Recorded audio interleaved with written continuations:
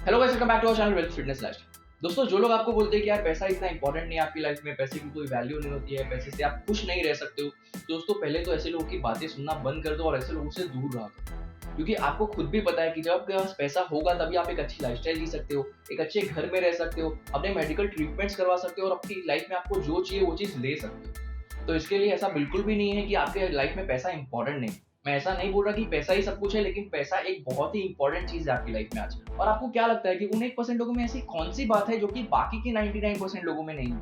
कैसे उन 1% लोगों के पैसे हमेशा बढ़ते रहते हैं और बाकी के 99% लोग हमेशा अपनी लाइफ में स्ट्रगल करते हैं, फाइनेंशियली स्ट्रगल करते हैं? दोस्तों, आज की वीडियो में आपको यही बताने वाला हूँ कि उन 1% लोगों में और बाकी के 99% लोगों में क्या डिफरेंस होता है? कैसे आप उन 1% लोगों की तरह सोच सकते हो, बन सकते हो? दोस्तों, आज की वीडियो बहुत ही ज़्यादा इंटरेस्टिंग होने वाली है आपके लिए। तो प्लीज उसके लिए इस वीडियो को एंड तक देखिए और अगर आपने अभी तक चैनल को सब्सक्राइब नहीं किया है तो जाके चैनल को सब्सक्राइब करिए। तो चलिए शुरू करें।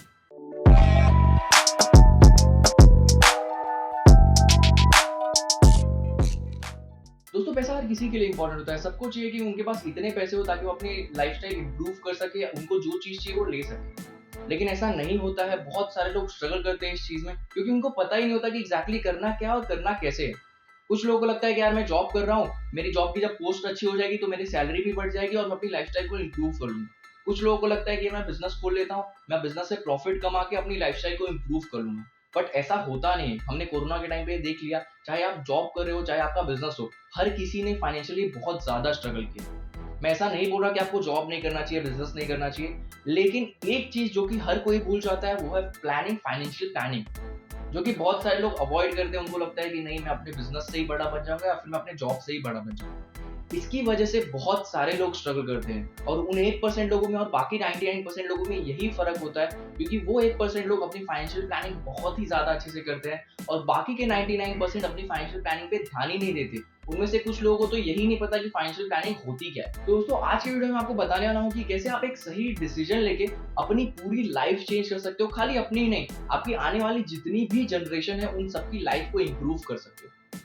ऑब्वियसली मैं कोई भी फेक चीज नहीं बोलूंगा, आपको ये नहीं बोलूंगा कि आप लॉटरी में पैसे डाल दो, बिटकॉइन में पैसे डाल दो। मैं एक फुल प्रूफ प्लान बताऊंगा आपको।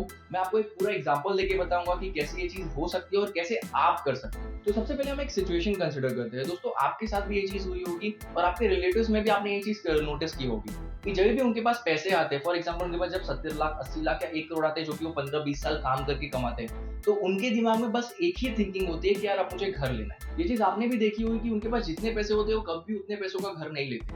अगर उनके पास 50 लाख है तो वो 1 करोड़ का घर लेते हैं, अगर उनके पास 1 करोड़ है तो वो 2 करोड़ का घर लेते हैं। इससे होता ही है कि उन्होंने जो भी लोन लिया है बैंक से, उसकी ईएमआई उनको हर महीने भरनी पड़ती है। उन्होंने जितने भी साल के लिए लोन लिया है उस उतने साल के लिए उनको वो ईएमआई भरनी पड़ती है। अगर आप 1 करोड़ का लोन लेते हो तो आपको 1,10,000, 1,20,000 की ईएमआई जो है आपको हर महीने भरनी पड़ती है। और एट द एंड आपने जो 2 करोड़ का घर लिया है वो लोन भरते भरते आपको 3 करोड़ का पड़ जाता है। और जिन लोगों को लगता है कि यार वो लोन पे घर खरीद रहे हैं तो वो घर उनका हो गया, तो दोस्तों आप बिल्कुल गलत हो। वो घर आपका बिल्कुल भी नहीं होता है। जब तक आप वो लोन पूरा भर नहीं देते तब तक वो घर जो है वो बैंक का होता है। अगर आपने लोन की जो ईएमआई है वो लैप्स की तो बैंक वाले आपकी जो घर है वो आपसे ले लेते हैं, उसको सेल कर देते हैं। तो ऐसा बिल्कुल भी मत सोचो कि मैंने बैंक से लोन ले लिया है, मैंने घर खरीद लिया तो घर आपका हो गया। दोस्तों, अब मैं आपको वो चीज बताने वाला हूँ जिससे कि आप खाली अपनी ही नहीं, अपने आने वाली जितनी भी जनरेशन है उन सबकी लाइफ चेंज कर सकते हो। दोस्तों, आपने जो अभी घर लिया, आपने जो घर लेने वाले थे, आपको वो अभी नहीं लेना है। आपको वो जो पैसे हैं आपके, चाहे वो 1 करोड़ हो, चाहे 50 लाख हो, चाहे 2 करोड़ हो, जितने भी पैसे हैं, आपको वो पैसे जो है वो म्यूचुअल फंड में डालना है। अब आप ये बोलोगे कि यार ये तो कुछ भी बोल रहा है, इससे क्या होगा, हमारे पैसे ही डूब जाएंगे, हमारे 1 करोड़ भी हमारे पास नहीं बचेंगे। दोस्तों, मैं आपको पूरी डिटेल में बताने वाला हूँ, सारे नंबर्स आपको बताने वाला हूँ, सारे प्रूफ दिखाने वाला हूँ। तो प्लीज वीडियो एंड तक देखना, तभी आपको समझेगा कि मैं क्या बोलना चाहता हूँ। आपको वो 1 करोड़ जो है म्यूचुअल फंड में डालना है और किसी भी म्यूचुअल फंड में नहीं डालना है, आपको निफ्टी 50 इंडेक्स फंड में डालना है। अब निफ्टी 50 इंडेक्स फंड क्या होता है? दोस्तों, निफ्टी 50 इंडेक्स फंड जो है वो इंडिया की टॉप 50 कंपनीज होती है। आप जब भी इसमें इन्वेस्ट करते हो तो उन सारी कंपनीज में आपके पैसे इन्वेस्ट होते हैं। और मैं आपको कुछ नंबर्स अभी दिखाने वाला हूँ, उसके लिए मैं आपको अपनी स्क्रीन पे लेके। तो सबसे पहले, जैसा कि मैंने आपको बताया कि आपको निफ्टी 50 में इन्वेस्ट करना है, तो हम सबसे पहले क्या करते हैं कि हम निफ्टी 50 का जो एवरेज रिटर्न है वो देख लेते हैं। दोस्तों, मैंने यहाँ पे वेबसाइट खोल के रखी है, तो जैसा कि आप देख सकते हैं कि मैं आपको निफ्टी 50 का 10 साल का एवरेज रिटर्न दिखाता हूँ। ठीक है, तो मैं यहाँ पे इसको स्क्रॉल कर देता हूँ थोड़ा सा और आप देख सकते हैं जो निफ्टी 50 का एवरेज रिटर्न है पिछले 10 साल का वो 178% का। 178 को अगर हम 10 साल से डिवाइड करेंगे तो आप समझ सकते हैं कि अप्रॉक्स 18% का रिटर्न है। ठीक है, लेकिन हम 18 नहीं पकड़ेंगे, हम खाली 15% ही पकड़ेंगे कि अगर हम इन्वेस्ट करते हैं तो हमको जो एनुअली है वो 15% का ही रिटर्न मिलता है। तो हम थोड़ी सी कैलकुलेशन करते हैं ताकि आपको समझ सके कि मैं बोलना क्या चाहता हूँ। ठीक है दोस्तों, तो आपको ज्यादा कुछ नहीं करना है, आपको ना गूगल पे लमसम ऐसा कैलकुलेटर सर्च मारना है, तो आपको कुछ ऐसे ऑप्शंस दिख जाएंगे। क्योंकि हम 1 करोड़ इन्वेस्ट करने की बात कर रहे हैं, आपने 90 लाख इन्वेस्ट करने की बात कर रहे हैं, तो फिनोलॉजी का जो कैलकुलेटर है वो कैपेबल है कैलकुलेट करने के लिए, तो हम उसके ऊपर जाएंगे कैलकुलेट करने। दोस्तों आपको क्या करना है कि आपने जो कैलकुलेटर खोल लिया जिसमें आप जैसे कि आपको 1 करोड़ का घर लेना है, तो हम यहाँ पे 1 करोड़ रुपए डाल देते हैं। सबसे पहले तो मैंने यहाँ पे 1 करोड़ रुपए डाल दिया, हमको रिटर्न 18% का मिलने वाला था, लेकिन हम 15% ही पकड़ के चल रहे हैं मिनिमम साइड में। ठीक है, 15% का रिटर्न हम पकड़ रहे हैं। और दोस्तों जनरली जब लोग घर लेते हैं तो उनकी एज 35 से 40 के बीच में होती है, तो मैं कंसिडर कर रहा हूँ कि अगर आप 35 की एज में घर लेते हो और आप जब भी लोन लेते हो तो 15 से 20 साल का लेते हो, तो हम यहाँ पे 20 ईयर्स पकड़ के चल रहे हैं। ठीक है, 20 ईयर्स का हम टेनर पकड़ के चल रहे हैं, तो 20 साल के बाद दोस्तों आपके वही 1 करोड़ रुपए 15% के रिटर्न के हिसाब से हो जाएंगे कुछ 16 करोड़ 37 लाख रुपए 20 साल के बाद। अगर आपने वो घर ले लिया होता, इनके समझो कि आपने वो घर ले लिया होता, 1 BHK मिलता आपको इतने पैसों। और अगर आप सोचो कि आपकी फैमिली जब बड़ी होगी तो आपको नया घर लेना पड़ेगा, आपने लोन लेके घर लिया है, ठीक है, आपको अब बड़ा घर लेना पड़ेगा। जब आप बड़ा घर लोगे तो उसके लिए और पैसे देने पड़ेंगे आपको, ऐसा पैसे तो और आने वाले नहीं, और ऐसा तो बिल्कुल भी नहीं होगा कि आप 20 साल के बाद भी अगर 1 BHK बेचोगे तो उसको 1 BHK बेच के आप 2 BHK ले पाओगे। 20 साल के बाद जैसे 1 BHK की रेट बढ़ेगी वैसे ही 2 BHK की भी रेट बढ़ेगी। तो ऐसा बिल्कुल भी नहीं होगा कि यार आपके 1 BHK आपने बेचा और आपने 3 BHK या 4 BHK बेचा। तो आपकी जो पैसे की वैल्यू होती है वो सेम की सेम ही रहती है अगर आप घर को कंसिडर करते हैं। लेकिन अगर आपने वही सेम पैसे, अगर आपने वही 1 करोड़ रुपए जो इन्वेस्ट किए म्यूचुअल फंड में, तो 20 साल के बाद कुछ 16 करोड़ रुपए हो। अब जैसा कि मैंने आपको बोला था कि खाली आपका फ्यूचर आप सिक्योर नहीं कर सकते हो, आप आगे आने वाली जनरेशन का भी फ्यूचर सिक्योर कर सकते हो। तो अब आपको क्या करना है कि आपको समझो कि अगर आपके पास 16 करोड़ 36 लाख रुपए आ गए, ठीक है, तो आपको ये करना है कि आप उसमें से 10 करोड़ 36 लाख रुपए विड्रॉ करो। ठीक है, 10 करोड़ ऑब्वियसली आपको घर लेना होगा, आप घर ले सकते हो, आप ऑब्वियसली 10 करोड़ में अगर अभी 1 करोड़ का मिल रहा है तभी 5 करोड़ का मिलेगा। ठीक है, 5 गुना रेट अगर बढ़ भी गया तो आप तभी घर ले लो, जितना बड़ा लेना चाहते हो, 5 करोड़ का, 6 करोड़ का, 7 करोड़ का, जितने का भी आपने घर ले लिया। बाकी के पैसों से आपने अपनी रिटायरमेंट एंजॉय कर सकते हो, वर्ल्ड टूर कर सकते हो, कोई लग्जरी कार चाहिए तो वो खरीद सकते हो और अपनी लाइफ को एंजॉय कर सकते हो। और दोस्तों एक चीज मैं आपको पहले ही बता दूं, बहुत सारे लोगों के दिमाग में हो कि यार मेरे को इतने साल स्ट्रगल करना पड़ेगा, मैं क्या करूंगा, मेरे खुद का घर भी नहीं होगा। दोस्तों मैं आपको अपने लाइफ एंजॉय करने के लिए मना नहीं कर रहा। अगर आप घर लेते तो भी आप खर्चा करने वाले थे। जनरली जो आप लोग घर लेते हैं तो 1 करोड़ का लोन लेते हैं आप, तो 1 करोड़ का लोन आपको 1,20,000 की EMI भरनी। ठीक है, सपोज करो कि आप लोन नहीं ले रहे हो, आप घर नहीं ले रहे हो, आप रेंट पे रह रहे हो। ठीक है, आपको 40,000 रेंट में अच्छे से अच्छा घर मिल जाएगा, 3 BHK मिल जाएगा। हम 1 BHK की बात करते हैं, आपको 3 BHK मिल जाएगा आराम से 40,000 में, और बाकी के 80,000 अभी भी आपके बच रहे। ठीक है, मैंने आपको ऐसा नहीं बोल रहा कि आप जो लोन लेने आए थे वो भी पैसे इसमें आपको डालने हैं। आपने जो आपका जो फिक्स अमाउंट था 1 करोड़ रुपया, वो आपको इन्वेस्ट करना है। ठीक है, तो आपने वो इन्वेस्ट किया और बाकी की जो आप EMI भरने वाले थे उसमें से आपके महीने के 80,000 बच रहे। ठीक है, आपके लॉस कुछ भी नहीं हो रहा, आपके और 80,000 बच रहे। आप उस 80,000 में अपनी लाइफ बहुत ज्यादा अच्छे से एंजॉय कर सकते हो, और साथ में आपका साइड बाय साइड फ्यूचर भी बिल्ड हो रहा है, पैसे भी आपके ग्रो हो रहे हैं। तो आप समझ रहे हो कि मैं क्या बोलना चाहता हूँ। तो आपने दोस्तों अगर इसमें से 10 करोड़ 36 लाख निकाल भी ली, अब आप चाहते हो कि नहीं मेरे जो बच्चे हैं उनका भी फ्यूचर में सिक्योर करके जाऊं। ठीक है, मुझे उनका फ्यूचर भी सिक्योर करना है। तो अगर सपोज करते हैं कि अगर आपके जो बच्चों का एज है, अगर आप 35 के थे तो आपके बच्चों का एज जो 5 साल या 6 साल है, तो आप जब 55 के हो जाओगे तो उनकी एज जो है वो 25 रहेगी।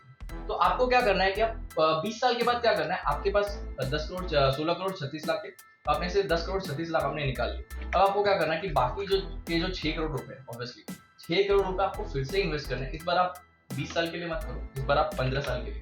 ठीक है, 15 साल के लिए आपने इन्वेस्ट कर दिया।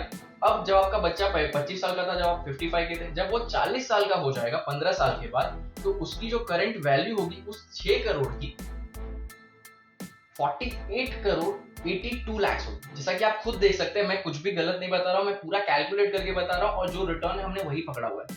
और दोस्तों इसमें आपने फिर से कोई पैसे नहीं डाले, आपने जो स्टार्टिंग में 1 करोड़ रुपए डाले थे वही पैसे अभी तक आपके ग्रो हो रहे हैं। आपके बच्चे जब 40 साल के हो जाएंगे तो उनके बैंक अकाउंट में 48 करोड़ रुपीस रहेंगे, 48 करोड़। अगर वो चाहते हैं कि वो अपने बच्चे का फ्यूचर सिक्योर करें तो उनको भी सेम चीज करनी है। अगर आप ऑब्वियसली एक सिंगल फैमिली हो, आपके 2 बच्चे हैं, तो 20 करोड़ आप दोनों को दे सकते हो, फिर भी उनके पास 8 करोड़ रुपए बच जाएंगे। तो दोस्तों अगर आपके बच्चे भी सेम चीज करते हैं, सपोज करो कि जब वो 40 साल के हैं तो उनके बच्चे जनरली 10 साल के होंगे, उनको अब क्या करना है कि सेम चीज करनी है, फिर से री इन्वेस्ट करना है। इसमें से उन्होंने 40 करोड़ 42 लाख रुपए उन्होंने निकाल दिया, बचते हैं 8 करोड़ रुपए। अब उनको क्या करना है कि 8 करोड़ रुपए को, जैसे कि मैं यहाँ पे 8 करोड़ डाल देता हूँ, 8 करोड़ डाल दिया 15 साल। जब उनके बच्चे 10 साल के हैं तो ऑब्वियसली वो 20 साल के लिए तो इन्वेस्ट कर सकते हैं, ठीक है। जब वो 20 साल के लिए इन्वेस्ट करेंगे तो वो सेम 8 करोड़ की वैल्यू जो है वो हो जाएगी 130 करोड़ रुपए। जब उनके बच्चे 30 साल के होंगे तो उनके पैसों की वैल्यू 130 करोड़ होगी। तो चाहे आपके जितने भी ग्रैंड चिल्ड्रन होंगे तो उसमें आप बहुत इजीली इन पैसों की डिवाइड कर सकते हैं, बहुत ही इजीली अपनी लाइफ को सेटल कर सकते हैं। और ये प्रोसेस जो है वो कंटिन्यूसली होता रहेगा और आपके जो आगे आने वाली जनरेशन है वो उतने ही ज्यादा उनके पास पैसे होंगे। अब जैसे कि हमने 55 से चालू किया था, आप 55 के हो रहे थे तब आपके पास 10 करोड़ थे। आपके बच्चे जब 40 के थे तब उनके पास 48 करोड़ थे। जब आपके ग्रैंड चिल्ड्रन 30 साल के थे तब उनके पास 130 करोड़ थे। तो ऐसे ही एज कम होती रहेगी और आपका जो अमाउंट है वो बड़ा होता रहेगा। दोस्तों ये डिफरेंस होता है उन 1% लोगों में और बाकी के 99% लोगों में। ऐसे जो वो अमीर लोग हैं वो प्लान करते हैं और जो मिडिल क्लास लोग हैं, अपर मिडिल क्लास है, वो स्ट्रगल करते हैं क्योंकि उनको लगता है कि अगर उन्होंने घर ले लिया, एक गाड़ी ले ली तो उनकी लाइफ सेटल हो जाती है। बट ऐसा नहीं होता है। आप जब भी घर लेते हो तो आपकी ऑब्वियसली फैमिली बड़ी होगी, आपको बड़ा घर लेना पड़ेगा और बड़ा घर लेना पड़ेगा, तो उसमें आपके और पैसे जाने वाले। और जब भी आप घर खुद के लिए लेते हो तो वो कोई भी असेट नहीं होता है, वो एक लाइबिलिटी है। स्पेशली जब आप लोन पे लेते हो तो एक क्लियर लाइबिलिटी है, क्योंकि आप एक तो ईएमआई भर रहे हो, आप 2 करोड़ के घर का 3 करोड़ रुपया दे रहे हो, ठीक है। उसके बाद आपका मेंटेनेंस है, आपकी लाइट बिल है, आपका जो भी खर्चा है घर में, आप रिनोवेशन कराते हो उसका खर्चा है। तो आप एक लाइबिलिटी खरीदते हो अपने लिए। अगर आप वही लाइबिलिटी छोड़ के अपना स्ट्रेस कम करके उसी पैसे को अगर आप निफ्टी 50 में इन्वेस्ट करते हो तो आपने देखा कि आपको क्या रिजल्ट मिल सकता है। खाली आपकी लाइफ नहीं, जो भी आपकी जनरेशन आने वाली है, आप सबकी लाइफ सेटल करके जा सकते हो। और आपको खाली एक बार सही डिसीजन लेना है, एक सही डिसीजन लेना है, और एक सही डिसीजन आपकी फैमिली की कंप्लीट लाइफ चेंज कर सकता है। दोस्तों इसके लिए आपके फ्यूचर में कभी भी आपके पास अगर ऑप्शन आए कि आपको घर लेने का ऑप्शन मिले या फिर इन्वेस्ट करने का ऑप्शन मिले, तो जरूर आप इन्वेस्टमेंट की तरफ जाइए, क्योंकि घर एक लिमिटेड टाइम के लिए आपको बहुत हैप्पीनेस दे देगा, 1 साल 2 साल। बट जब आपको वही लोन भरना पड़ेगा तो उसकी वजह से जो स्ट्रेस आएगा, तो आप वो जब तक लोन खत्म नहीं होगा तब तक आपकी लाइफ में वो स्ट्रेस खत्म नहीं होता है। तो इसके लिए सही प्लानिंग करो, सही डिसीजन लो, ताकि आपकी लाइफ जो है वो स्ट्रेस फ्री रहे और आप हैप्पीली अपनी लाइफ को एंजॉय कर सको। अब बहुत सारे जो मेरे व्यूअर्स हैं वो 18 से 20 साल के बीच में, ठीक है। तो अब आपको ये टेंशन नहीं लेना है कि यार मेरे पास 1 करोड़ रुपए कैसे आएंगे, मैं 1 करोड़ रुपए कहाँ से लाऊंगा, मेरे पास तो इतने पैसे है नहीं, और मैं अपने पापा को बोलूंगा तो वो तो मेरी बात नहीं सुनने वाले हैं। दोस्तों मैं आपको ऐसा बिल्कुल करने के लिए नहीं बोल रहा हूँ। आपको स्टार्ट करना जरूरी है। जरूरी नहीं है कि आप 1 करोड़ रुपए से स्टार्ट करो। अगर आपको 5,000 रुपए की पॉकेट मनी है तो आप 500 इन्वेस्ट करो। अगर आपको 2,000 रुपए की पॉकेट मनी मिली है तो 200 इन्वेस्ट करो। अगर आपको 10,000 रुपए की आपकी सैलरी है तो आप 1,000 रुपए इन्वेस्ट करो। लेकिन अपने जो भी आपकी इनकम है उसका 10% हमेशा ट्राई करो कि आप इन्वेस्ट कर सको। जब अब आपको लगेगा कि हाँ ये एक अच्छा अमाउंट हो चुका है तो आप उसको निफ्टी 50 में डाल दो।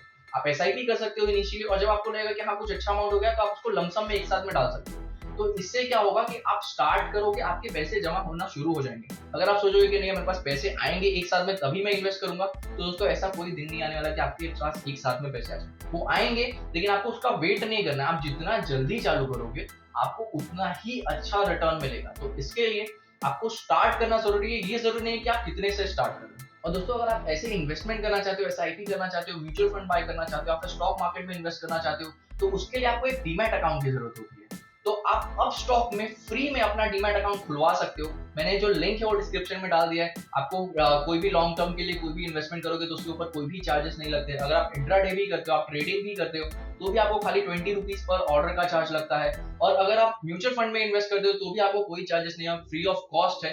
तो अगर आप डीमैट अकाउंट खोलना चाहते हो, अगर आप इस प्लान को फॉलो करना चाहते हो, ऐसे अपनी लाइफ को इंप्रूव करना चाहते हो, तो मैंने लिंक जो है डिस्क्रिप्शन में डाल दिया। आप वहां से जाके अपना अकाउंट खोल सकते हो और ऐसे म्यूचुअल फंड में इन्वेस्ट करके अपनी और अपनी आने वाली जनरेशन की लाइफ को इंप्रूव कर सकते हो।